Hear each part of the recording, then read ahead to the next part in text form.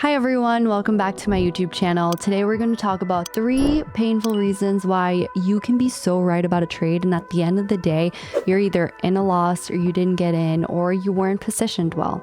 And I feel like throughout the 8 years that I've been trading, there's so many times where I am so excited about a trade. I have the best plan, I am so prepared, and then at the end of the day, I either had a loss or overall my execution was just terrible. And it all comes down to these 3 reasons, which I figured out based on so many losses that I've taken throughout the years, where I actually do have the biggest disadvantage. And it is not just me, it is a lot of other traders that I see around me that make these same mistakes over and over. So I want to share them with you. At the end of the day, you might have to make these mistakes to learn. When you're in that position, you can remember my voice and hear I'm literally doing exactly what Mari said in the video. So let's go ahead and get started. This video is not for how to make a plan, how to have better position sizing, how to enter, how to exit, because at the end of the day, most of us already know that. This isn't a complete beginner video. This is more on the intermediate, a little bit more advanced, where you know how to trade and you still end up at the end of the day just being so worn down about the execution and just about really maximizing in that missed opportunity. Let's go ahead and go through these 3 reasons where we all face and how to fix them. Reason number 1, you're putting in too much pressure on that first initial entry. I have been in so many situations where I thought the best way to trade was having 1 entry and 1 exit.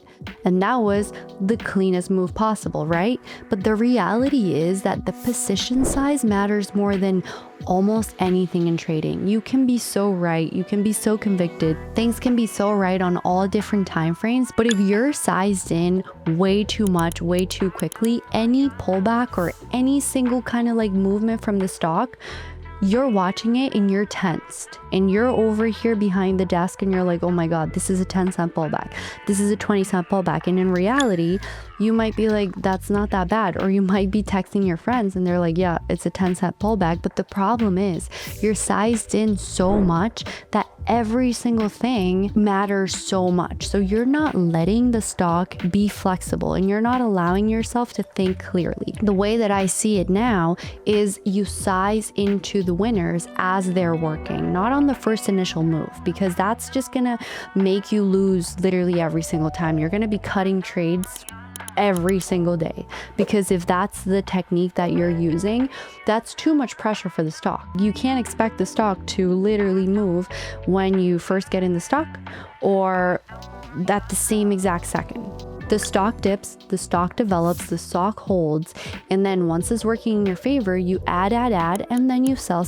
It's more of a scale type mentality. And I understand for beginner traders that might be a little bit harder to comprehend. So I probably don't recommend to start with this kind of technique, because in the beginning, you're not trying to make your winners bigger. You're honestly just trying to get that consistency and those reps in so that you have enough data to see what you're good at and what you're not good at. There's so many examples that I have where I placed the first entry and it was working in my favor for a little bit, and then I had that pullback and then I cut and then it started to hold and then it goes up.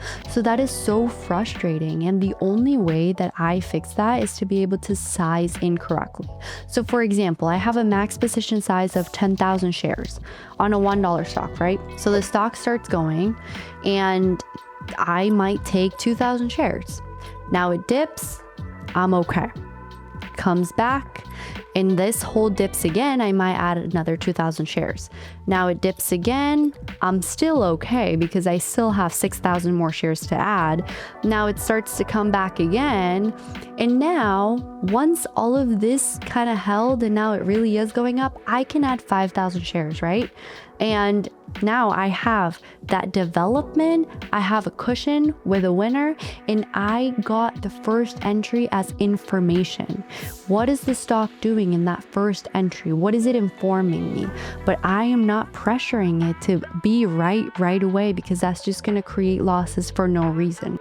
So once the stock starts to confirm, once the stock starts becoming a winner, and now you have a cushion realized, now you can just add around here and you allow the trade to work a lot better. So I would personally say that not adding in that first entry is the best possible situation because you're allowing the stock to develop, but you're also giving your brain flexibility so it doesn't switch from trading the P&L from the setup. Because at the end of the day, the setup is the same, but the psychology is the only thing that changed. So you want to keep trading the setup the whole way through. And the only way that you're going to do that is to size in properly so you don't cut for no reason. Too much size too quickly. And I made that mistake so many times because I ended up taking these first initial entries and I was losing so much. And I'm like, how am I down 2,000? Like the stock literally worked, but that's because it stopped me out in the most obvious level possible. Sizing in correctly was the fix for this one. Now for reason number 2, the money is tied into the wrong stock, and the one that actually ends up working, you don't have any size in it. I'll give you guys this example. This past Thursday, I was trading CLRO and CWD. So I had 2 different percent gainers. They all looked decent and they both had decent triggers. I started trading CWD and got an entry in CLRO. I ended up just trading CLRO twice, but I ended up selling. Why did I sell CWD? I traded it 5 times and I was looking at that $1.40 level. And I was anticipating for that to go because I thought once it does break that 140, this could easily be at 2. I was so caught up in my mind just thinking this has to work. This is it. This is the one that's going to run today. I traded it around 5 times. I have a rule of only trading it 2 to 3 times, but I didn't because I was so mentally convicted and I just kept trying it and trying it. I was taking small losses, but the problem was the exhaustion of how many times I was actually in and out of the stock. So what ended up happening is I cut CLRO because I was exhausted from CWD, right? So now I ended up with a losing day because I was exhausted. So this has happened a lot of times in the past where I don't realize that I am actually getting tired of trying something that's all in my mind. So the only way that you can ever control your mind is bringing in rules. How many times am I allowed to trade a stock today? So that it takes away all of that mental exhaustion away from me. If I did stick to my rules, which my rules are only trade 2 to 3 times max on the ticker, then I would have avoided that and I would have focused on CLRO. But for the future, the way that I like to trade it is I wait for the stock to confirm. Level 140, I take a long, I have a decent risk, and that's it. I'm going to trade it 1, 2, 3 times max. And also not consecutive. It's like you can see in CWD, I was desperate. I was like exhausted. I'm like trying it so many times and it's just not working. CLRO, on the other hand, it had that development that I was talking about in the beginning.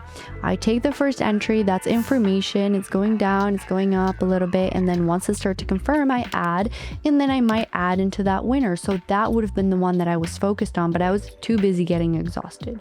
So in the future, always protect your mental capital. And the only way to do that is to not exhaust yourself getting in and out, in and out, in and out. Give yourself a certain amount of time. Maybe it's 5-10 minutes.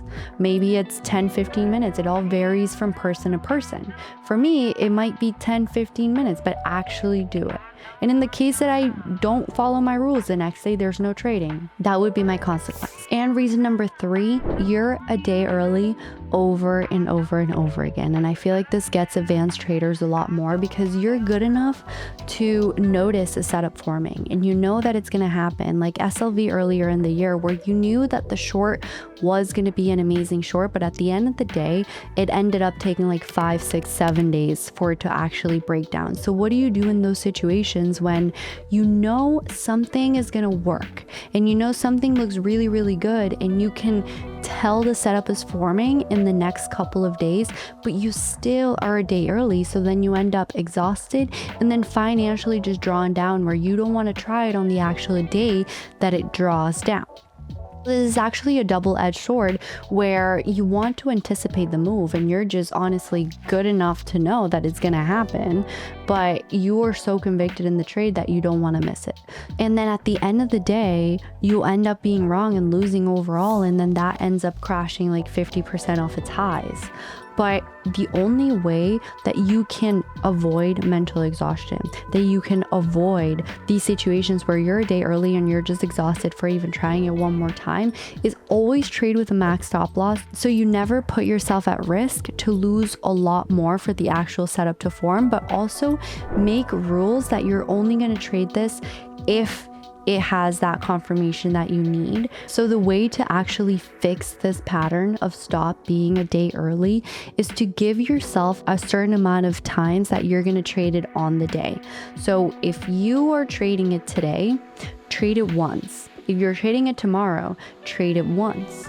If you're trading it the next day, trade it once or maybe twice, and always trade with a max stop loss. So at the end of the day, you have enough mental capital to try it one more time. And then when it does start to work, you add and you confirm and you add again and you add again. So then you have a 50% pullback, but that's only because you didn't burn yourself out in the first place. And you tried it once, that didn't work, but you had a small loss at the end of the day. So when it does come the day that it does work, you confirm into that. And now you actually have a winner that will erase the days prior. So notice how from all of those 3 reasons, none of them had anything to do with the setup that you're trading. It's how you manage a stock. It's how you handle when you're actually in the stock in the first place. How much size you're using in the beginning for your entry position. How well you're sizing into your winners versus your losers. How you're adding, or maybe even your patience in the trade. So in reality, nothing about your analysis on the stock needs to change. It's more of, how can I manage this situation in the best way possible? And the only way is to build those habits from right now.